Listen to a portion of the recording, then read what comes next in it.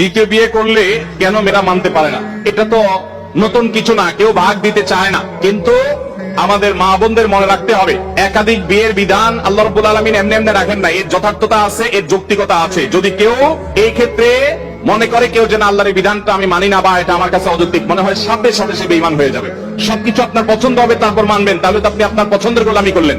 আল্লাহর গোলামি তখন হবে যখন আপনার পছন্দ হলেও মানবেন, পছন্দ না হলেও মানবেন। আল্লাহ রাব্বুল আলামিন পুরুষদের মধ্যে মেয়েদের চাইতে যৌন আকাঙ্ক্ষা চাহিদা বেশি রেখেছেন। এটা বৈজ্ঞানিক ভাবে প্রমাণিত, এটা মহাসত্য, এটা অস্বীকার করার কোনো সুযোগ নেই। এবং নানা বাস্তবতার নিরিখে আল্লাহ রাব্বুল আলামিন পুরুষদের জন্য একাধিক বিয়ের ব্যবস্থা রেখেছেন।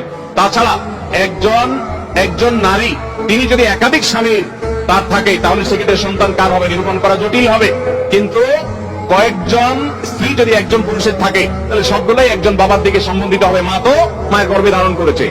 নানান কারণে আল্লাহ যা নির্দেশ করেছেন এর বাইরে কোনো যৌক্তিক বিষয় থাকতে পারে না। অতএব সব জায়গায় সমতার চিন্তা করলে সেটা ভুল। এবং